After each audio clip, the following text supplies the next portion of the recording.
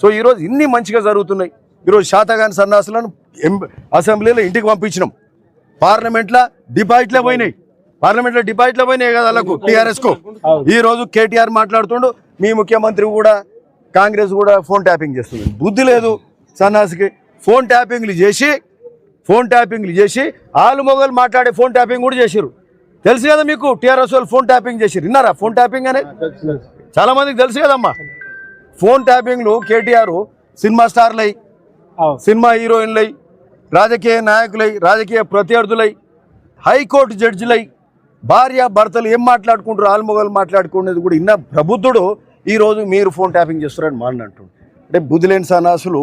అభివృద్ధి లేదు, సంక్షేమం లేదు, వాళ్ళ జలసాల కోసం పబ్బులు క్లబ్బులు అట్లాంటి పాలన. ముఖ్యమంత్రి ఎక్కడ సమస్యలు ఉన్నా చేసుకునే ప్రయత్నం చేస్తున్నాం. ఆ రోజు ఏడన్నా చిన్న రోడ్ కానీ ఏడన్నా అంటే ప్రతి సమస్య మీద స్పందిస్తున్నాం, నిధులు తీసుకొచ్చే కార్యక్రమం చేస్తున్నాం. మరి ఈరోజు మీకు ఇంకొకటి చెప్పాలి, ఇండ్లు అవుతున్నాయి, రేషన్ కార్డులు అవుతున్నాయి. మరి అట్లనే మీకు 200 యూనిట్ల కరెంట్ బిల్ ఉచితం జరుగుతుంది, ఉచిత బస్సు మొదలైంది.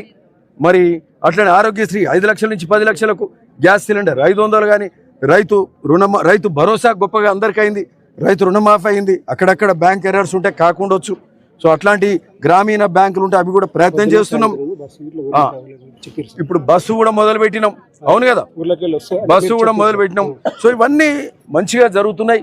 మరి ఇవన్నీ చేస్తే మీరేం చేయాలి? ఇప్పుడు మేము ఇక్కడ ఉన్న